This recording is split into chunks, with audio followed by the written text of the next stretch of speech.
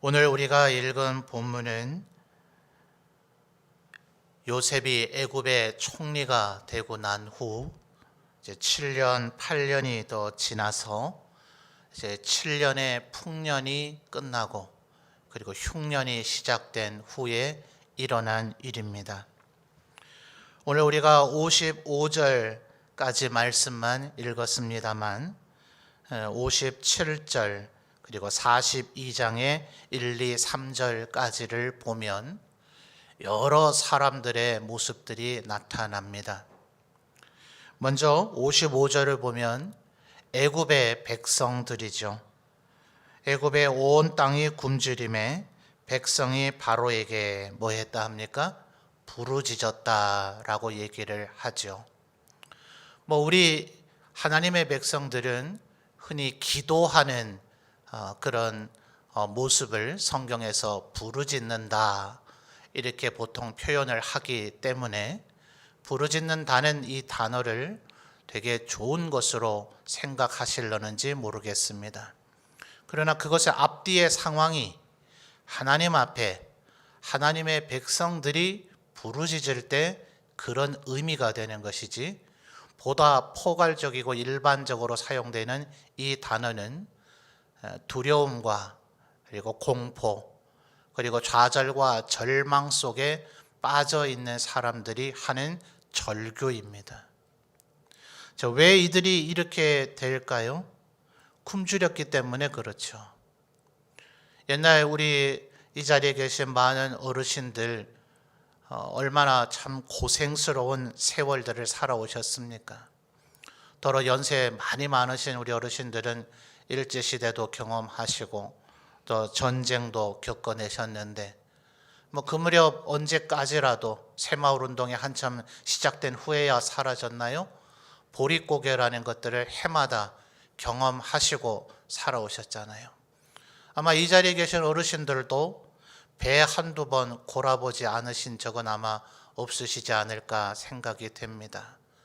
혹시 여러분의 어린 자녀 손들에게 그런 이야기를 해주면 정말 철없는 아이들이 집에 양식 없으면 라면 끓여 드시지 그러셨어요 이랬다는 웃지 못할 그런 우스갯소리가 한때 사람들 사이에 회자된 적이 있었죠. 이제 물질의 풍요로움을 경험한 젊은 세대들은 이 굶주렸다 하는 이 말의 진짜 의미를 알지 못하죠. 정말 이웃집에 가서 양식을 구할 수도 없고 들판으로 나가도 산으로 나가도 골짜기로 가도 그 어디로 가도 먹을 것 하나 구할 수 없는 그런 상황은 정말 직면해보고 경험해보지 않은 사람이라면 그 두려움과 공포, 좌절, 절망을 그거는 이해하지 못할 거예요. 아마 이 자리에 계신 우리 어르신들도 이 부르짖음의 진정한 그 감정적 의미, 정말 죽음의 공포를 느끼게 되는 그런 좌절과 절망을 절절하게 느끼시지는 아마 못하시지 않으셨을까. 혹시 정말 극히 일부의 성도님들이 그런 순간을 경험해 보셨을까 저 잘 모르겠습니다. 지금 이 애굽의 상황은 말 그대로 온 땅의 기근이, 여러분 노아 홍수가 시작됐을 때 그때 모든 사람들이 느꼈을 두려움과 공포 한번 상상이 되십니까? 성경의 기록을 보면 그 이전에는 이 땅에 비가 내린 적이 없었죠. 하늘 위에 창세기 1장에 보면 궁창이 있어서 공기 중에 있는 물 위의 물과 물 아래에 있는 물로 이렇게 나누었기 때문에 궁창 위에 물이 그런 대기 현상을 방어해 주는 역할을 하고 있어서 지구에는 노아 홍수 이전에는 비가 내리고 태풍이 부는 이런 기상 현상은 없었죠. 아마 노아가 방주를 만들면서 이 땅에 홍수가 온다, 혹시 이런 얘기를 주위 사람들에게 했을려는지 모르겠어요. 늦기 전에 회개하고 하나님 앞에 살 길을 마련하라, 혹시 경고해 주었는지. 근데 그들은 아마 믿지 못했을 거예요. 요즘이야 인터넷이다 컴퓨터다 다 돼서 적도 지방에 사는 사람들도 눈이 뭔지 다 알겠지만 선교사님들이 그들에게 가서 눈에 대해 설명할 때 이해했겠어요? 노아 홍수 때 사람들이 비가 온다는 것에 대해 이해했겠어요? 왜 이런 장황한 설명을 하냐 하면요, 애굽인들이 이거 처음 겪는 공포이거든요. 모세 때에 보시면 하나님께서 애굽 땅을 심판할 때에 제일 먼저 지팡이로 어디를 찌르라 합니까? 나일강을 완전히 마치 칼로 찔러 죽이듯이 지팡이로 나일강을 찌르는 거죠. 그럴 때 온 나일강이 피로 물들어 죽어버립니다. 애굽인들이 나일강 자체를 신으로 숭배했거든요. 얼마나 저 아프리카 대륙 남쪽에서부터 흘러내려오는 이 강, 그래서 애굽 땅은 이 나일강의 하류 지역에 해당이 되는데 얼마나 많은 그 안에 퇴적물들이 있어 흘러내려오다가 이 나일강이 범람을 하고 되면 내 땅, 네 땅에 구별이 없으니 측량만 제대로 해서 땅의 규획만 다시 확보해내면 비료를 따로 줄 일도 없고 가뭄이나 그런 일은 겪을 이유도 없는 나일강이 마른다는 일은 일어날 수가 없으니 나일강은 언제나 애굽 제국에 풍요로운 농산물들을 제공해 줬거든요. 그러니 그를 신으로 섬기는 것도 일견 이해가 될 만하지 않습니까?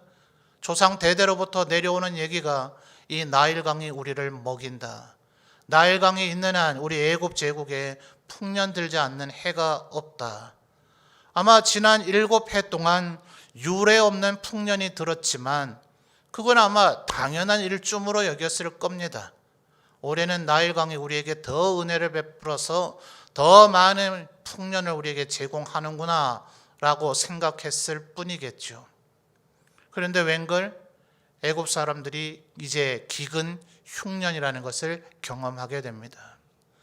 그들이 그것을 느꼈을 때 그 공포, 그 두려움을 여러분 상상을 하실 수 있겠습니까? 그러니 지금 이들이 부르짖고 있더라 하는 거죠. 42장 2절로 넘어가서 보시면 이것은 이제 믿음의 조상 야곱이 자기의 10명의 아들들에게 언제까지 이러고 앉아있을 거냐, 애굽으로 가서 양식을 구해오라고 재촉을 하는 얘기인데 2절 하반절을 보면 거리로 가서 거기서 우리를 위하여 사오라. 그러면 우리가 그다음 뭐라 얘기합니까? 살고 죽지 아니하리라. 바로 애굽인들이 느꼈던 두려움과 공포의 가장 핵심이 바로 여기 나오는 거죠. 애굽인만 그런 게 아니라 57절을 보니 각국 백성도 양식을 사려고 애굽으로 들어와. 이들 왜 들어왔을까요? 그 땅도 기근이 들고 흉년이 들어서 그 땅도 양식, 먹을거리가 없기 때문이죠. 애굽은 오늘날의 미국에 견준다 할 수 있을 정도로 당시 중근동의 사방팔방에 영향을 미치는 거대한 대제국이었습니다. 그러니 애굽 사람들은 자기 나라, 자기 민족에 대한 자부심이 대단하죠.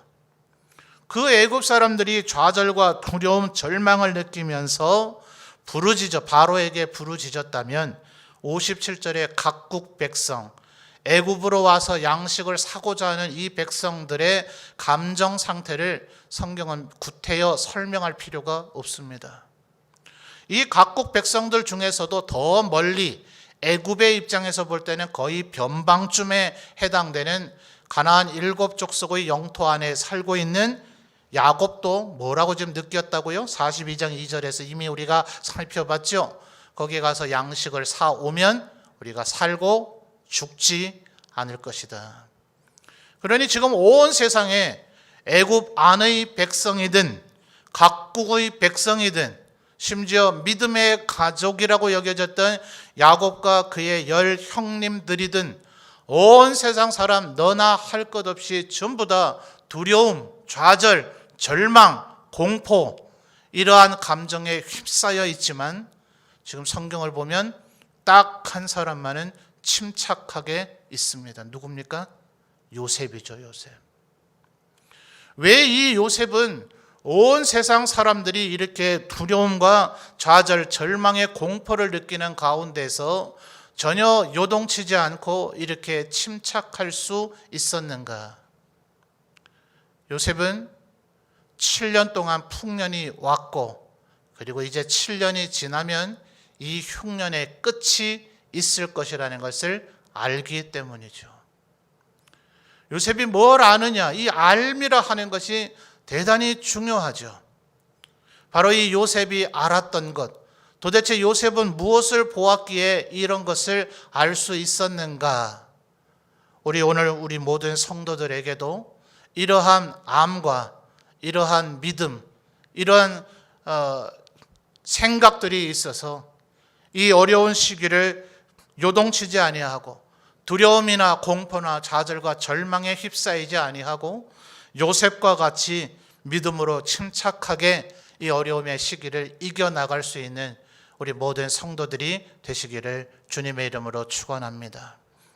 여러분, 우리는 2주 전에 단련이라고 하는 말씀을 우리가 살펴본 바가 있습니다.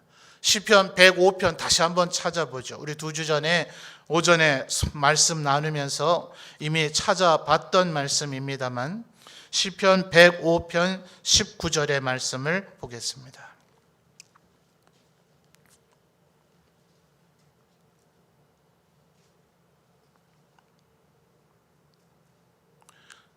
구약성경 879페이지 시편 105편 19절 17절부터를 보면 요셉이 종으로 팔렸고 그의 발은 착고에 차여 있었고 그의 몸은 쇠사슬에 매여 있었지만 그가 요동치거나 흔들리지 않았죠. 왜요? 19절에 그 이유가 나오지 않습니까? 19절 함께 봉독합니다. 시작.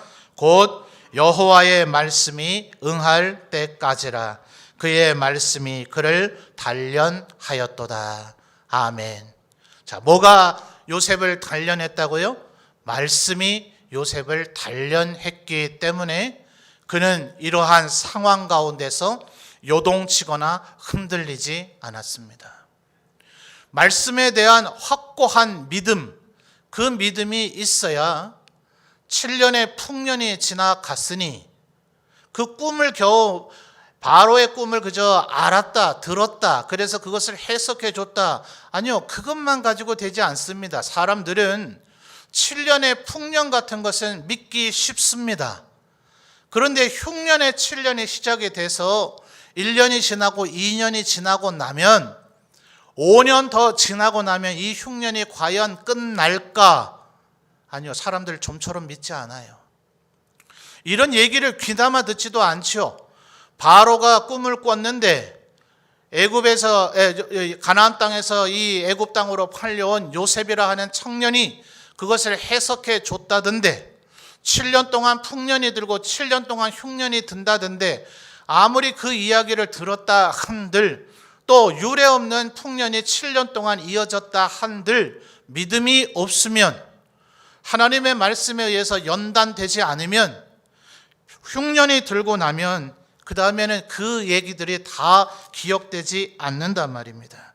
자, 앞에 있는 우리 41장 창세기로 이제 돌아오시죠. 다른 데로 가지는 않겠습니다. 창세기의 41장 31절을 한번 보시죠. 창세기 41장 31절입니다. 같이 봉독하겠습니다. 시작.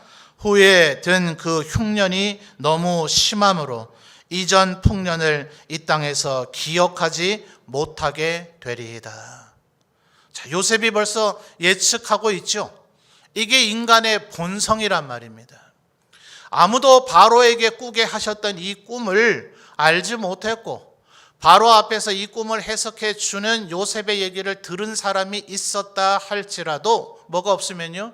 믿음이 없으면 그러면 7년 풍년 동안은 기억할런지 모르지만 흉년이 시작되고 나면 그 풍년을 잊어버렸던 것처럼 이 흉년도 7년이 지나고 나면 끝난다는 믿음과 신념에 사람이 서 있지 못해요. 그런 것을 잘 붙잡고 믿지 않습니다. 두려움과 공포와 좌절과 절망의 감정이 이 죄악되고 부정된 감정이 우리의 믿음을 흔들어 놓을 만큼 대단히 강하기 때문에 그렇습니다. 그러니 여러분, 혹시 지금 이 시기를 살아가면서 혹시 여러분의 마음에도 자꾸 두려움과 근심과 걱정과 염려가 찾아올 것 같거들랑 말씀으로 연단되시는, 단련되시는 우리 성도들이 되시기를 바라요. 언젠가는 이 일이 끝날 겁니다. 그리고 하나님께서는 우리 성도들을 사랑하십니다. 암탉이 그 병아리를 날개 아래 품듯이, 내가 독수리의 날개로 너희를 업었듯이 내가 너희를 눈동자와 같이 보호하고 내 손 안에 두어서 보호하고, 너희들이 물을 건널지라도, 강을 건널지라도, 바다를 건너게 될지라도, 불 가운데로 행하게 될지라도 내가 너희를 지키고 보호하리라. 주님이 수없이 말씀 가운데서 약속하셨습니다. 이 말씀의 약속을 기억하고 믿는 사람은 이러한 상황 가운데서 흔들리거나 요동치지 않을 줄 믿습니다.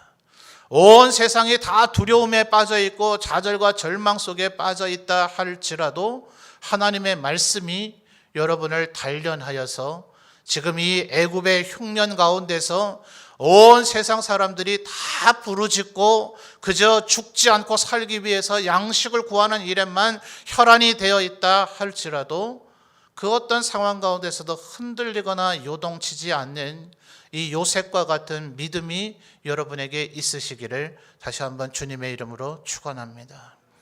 여러분, 이 요셉은 하나님을 바로 알았기 때문에 이와 같은 믿음이 생겨졌습니다. 자, 요셉의 믿음이 어떤 모습인가 다시 한번 조금 더 살펴볼까요? 우리 39장으로 한번 넘어가 보죠. 창세기 39장입니다. 창세기 39장 9절 말씀을 보면 바로 그 유명한 보디발의 아내가 요셉을 유혹하고 있는 대목입니다. 10절 말씀을 보면 요셉이 날마다 그랬습니다. 날마다. 여인이 날마다 요셉에게 청했다. 그저 어쩌다 한번 그저 우발적으로 요셉을 유혹한 것이 아니라 이 악한 여인이 아주 작정하고 요셉을 날마다 집요하게 유혹하고 있으나 9절 말씀을 보십시오. 이 집에는 나보다 큰 이가 없으며 주인이 아무것도 내게 금하지 아니하였어도 금한 것은 당신뿐이니 당신은 그의 아내임이라. 자, 그 다음 같이 읽어볼까요? 그런즉 내가 어찌 이 큰 악을 행하여 하나님께 죄를 지으리까. 자, 요셉의 지금 인식, 요셉이 바라보고 있는 게 뭡니까? 지금 이 건물 거대한 보디발의 집 안에는 11절에 얘기하고 있는 것처럼 사람들이 아무도 없었어요. 보디발도 없었고 다른 모든 종들도 없었고 오직 이 여인과 요셉만 있었습니다. 누가 알 거예요? 근데 요셉은 기억하고 있죠. 이 모든 것을 하나님께서 보고 계신다. 내가 이 일을 만약 행하면 보디발에게 죄를 짓는 것도 아니요, 보디발의 아내에게 죄를 짓는 것도 아니라 하나님께 범죄하는 것이다. 바로 이 말입니다. 요셉이 알고 있는 하나님은 온 천하 만물을 다 보고 계시고 그들이 무슨 생각을 하고 있으며 무슨 행동을 하고 있는지를 다 알고 계시는 하나님이시다. 여러분, 이것이 우리에게 얼마나 큰 위로가 되는지 모릅니다. 다니엘서에서도 얘기하잖아요. 느부갓네살 왕이 두 번째 꿈을 꿨을 때 그의 교만함을 하나님께서 벌하시고자 경고하시는 거죠.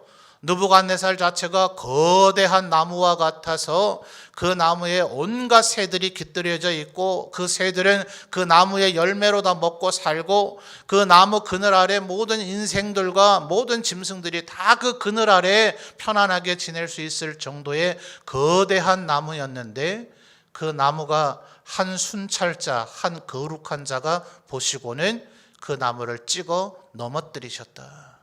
하나님을 그 꿈속에서 하는 묘사가 하나님께서는 순찰자라 하시는 거예요. 이게 지금 모든 믿음의 사람들의 공통된 하나님을 향한 신앙 고백이고 거창하게 말하면 하나님을 향한 신학이고 하나님에 대한 깨달은 알미죠. 하나님은 어떤 분이십니까? 우리 각 사람 한 사람의 고통이든 기쁨이든 우리의 눈물이든 희망이든 무엇이든 놓치지 아니하시고 다 보고 다 알고 계시는 하나님이시다 하는 겁니다. 그 하나님이 나를 사랑하십니다. 이 알미 있는 사람은 그 어떤 두려운 상황 가운데서도 좌절하거나 절망하여 부르짖지 아니하고, 만약 부르짖는다면 그 전능하신 하나님 앞에 긍휼의 은혜를 구하는 그 부르짖음만 우리 입에서 흘러나오게 되어질 줄 믿습니다. 이 하나님을 향한 여러분의 시각이, 여러분의 시선이 다시 한번 확고하게 하나님을 향하시는 우리 성도들이 되시기를 바랍니다. 40장으로도 넘어와서 한번 볼까요? 40장 8절을 보면 이제 요셉이 이 누명을 써서 보디발의 집 감옥에 갇혔을 때에 그 유명한 술 맡은 관원과 떡 맡은 관원이 꿈을 꾸었죠. 그래서 그 꿈을 해석하지 못합니다. 8절에 그들에게 요셉이 이야기를 하라고 하는 얘기가 나오죠. 8절, 그들이 그에게 이르되 우리가 꿈을 꾸었으나 이를 해석할 자가 없도다. 요셉이 그들에게 이르되, 같이 한번 읽어볼까요? 시작. 해석은 하나님께 있지 아니하니까. 거기까지요. 해석이 누구에게 있다고요? 하나님께 있다고요. 진정한 알미 누구에게 있는가? 온 세상을 향한, 또 작게는 한 개인을 향한 그들의 인생이 어떻게 될 것인가, 온 세상이 어떻게 될 것인가, 그것을 아시고 그것을 작정하시고 그것을 실행하시고 운행하시며 섭리하시는 이가 누구십니까? 그분이 하나님이십니다. 하나님은 이 세상의 악한 자들의 음성에 귀 기울이지는 않으시는 줄 믿습니다. 그들은 하나님이 전능하심도 알지 못하고 하나님이 우리의 간청과 요청에 응답하신다는 것도 알지 못하고 믿지 못하니 그들이 하나님 앞에 기도할 이유도 없거니와 그 악한 자들의 기도를 하나님께서 듣지 않으시는 줄 압니다. 그러나 하나님께서 전능하신 하나님이시요 온 세상과 우주 만물을 창조하셨고 지금도 주관하시며 통치하시고 운행하신다는 것을 믿고 아는 이들이 하나님 앞에 긍휼과 은혜를 구할 때 하나님은 즉시 응답하시는 줄 믿습니다. 이 알미 여러분에게 있습니까? 그렇다면 우리는 요셉과 같이 요동치지 아니하고 해석은 하나님께 있다. 이 해석이라 번역된 단어를 헬라 히브리 원문을 가지고 그 의미를 살펴본다면 진정한 암, 진정한 지식, 그것은 오직 하나님께만 있다. 그것을 지금 요셉이 이야기하고 있는 것입니다. 요셉이 바로의 꿈을 해석해 줬을 때 41장 38절로 가볼까요? 바로가 요셉을 평가하는 내용입니다. 41장 38절. 바로가 그의 신하들에게 이르되 이와 같이 읽어볼까요? 하나님의 영에 감동된 사람. 자, 거기까지요. 자, 바로조차도 하나님을 모르고 하나님을 믿지 않는 바로조차도 요셉을 뭐라고 지금 평가해 주고 있습니까? 하나님의 영에 감동된 사람. 오직 우리 점천제일교회 성도들과 같은 하나님의 백성들만이 하나님께 해석이 있다. 하나님이 모든 것을 아신다. 하나님이 곧 진리이시고 하나님이 능력이요 생명이며 권세와 존귀와 영광이 오직 하나님께만 있다. 그가 온 세상 만물을 만드셨고 지금도 여전히 살아계시며 이 온 세상을 통치하고 계신다. 그분이 이 모든 일이 하나님 모르게 일어나는 일이 없으며 하나님이 중단하고자 하시면 이 모든 일은 중단될 것이다. 이 알미 있는 자들은 오직 우리와 같은 하나님의 백성들밖에 없는 줄 믿습니다. 이 알미 있는 이들은 요셉과 같이 흔들리지 않고 요동치지 않는 그런 침착한 믿음이 우리에게 있을 줄 믿습니다. 여러분, 바로가 지금 꿈을 꾸었지만 그 의미를 알지 못하여 그가 허둥댑니다. 16절, 41장 16절을 보면 바로에게 요셉이 뭐라고 얘기하는가 한번 보죠. 41장 16절을 보니 15절에서 먼저 바로가 하반절에 이렇게 얘기합니다. 들은즉 너는 꿈을 들으면 능히 푼다 하더라. 자, 바로가 지금 누가 꿈을 풀 수 있다고 얘기합니까? 들은즉 너는 꿈을 들으면 능히 푼다 하더라. 자, 이미 앞에 40장 14절 15절을 보면요, 술 맡은 관원에게 요셉이 부탁한 게 있습니다. 당신이 잘 되시거든 나를 생각하고 내게 은혜를 베풀어서 내 사정을 누구에게요?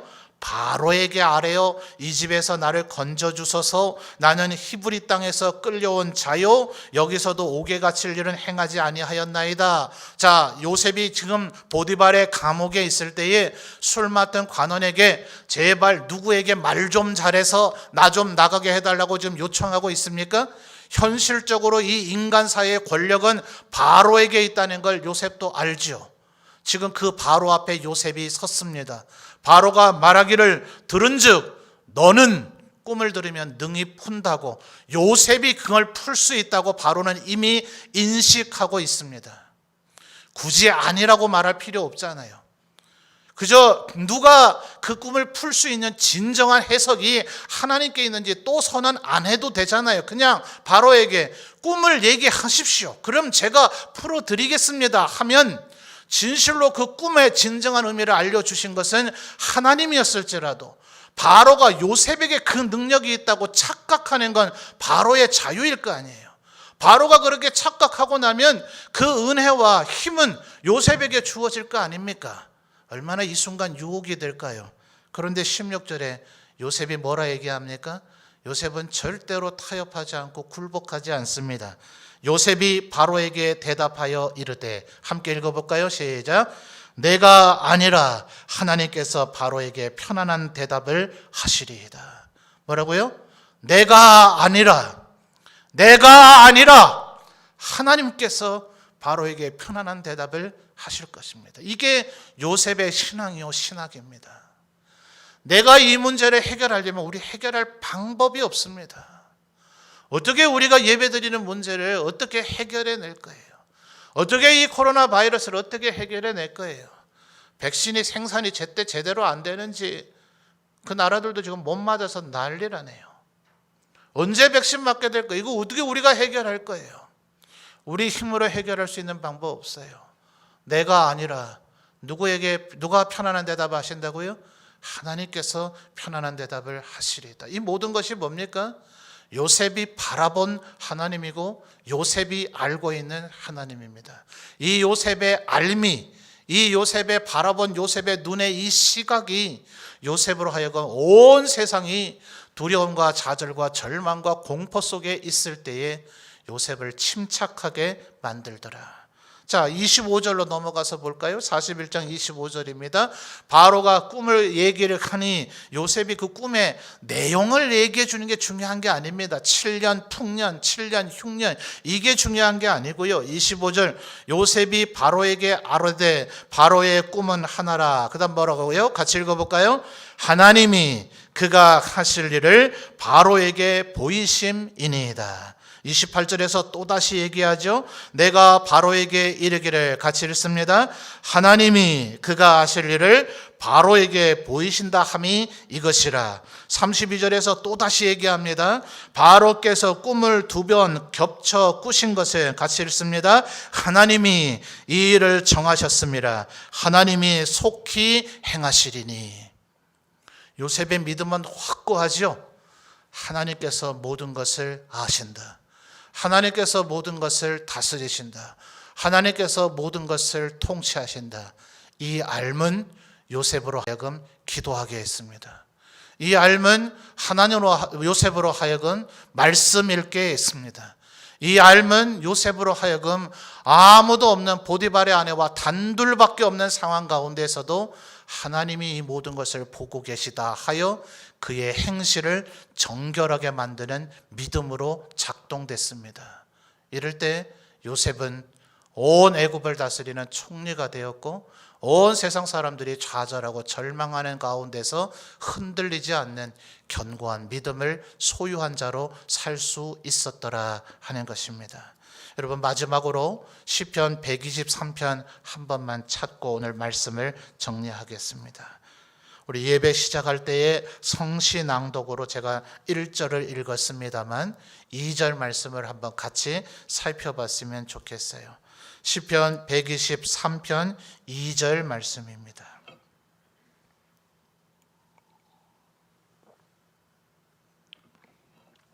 시편 123편 2절 말씀 함께 봉독합니다. 상전의 손을 바라보는 종들의 눈같이, 여주인의 손을 바라보는 여종의 눈같이 우리의 눈이 여호와 우리 하나님을 바라보며 우리에게 은혜 베풀어 주시기를 기다리나이다. 아멘. 여러분, 우리의 눈이 이와 같이 되기를 소망합니다. 요셉과 같이 하나님을 바라보고 요셉과 같이 하나님을 알 때 하나님은 우리를 사랑하셔서 우리가 감당할 시험만 내리시고 그 시험을 우리가 도무지 견뎌내지 못하면 피할 길을 주시는 하나님이시라 우리 모든 성도들이 이미 알고 믿고 있는 줄 믿습니다. 이 흉년을 방불케 하는 온 세상에 기근이 덮인 것과 같이 소위 팬데믹의 이 바이러스 상황이 한 해를 지나가 두 번째 해를 맞고 있으나 우리가 분명히 알 수 있는 것은 이것은 언젠간 끝난다. 하나님은 우리를 사랑하시고 우리의 기도에 귀를 기울이고 계신다. 하나님은 그의 백성을 절대로 버리지 않으신다. 그의 백성을 암탉이 병아리를 품듯 품으시고 독수리의 날개 어깨에 업고 나르시듯 우리를 나르시고 우리를 언제나 품으시며 우리와 동행하시고 우리를 강물에도 바다에도 불 가운데서도 그냥 두지 않으시고 우리를 반드시 지키신다. 이 알물 가지고 전능하신 하나님을 계속해서 바라보시는 우리 성도들이 되시기를 바랍니다. 우리의 시선이 하나님을 향할 때 우리는 그 어떤 상황에서도 흔들리지 않는 반석과 같은 믿음의 소유자들이 되어질 줄 믿습니다.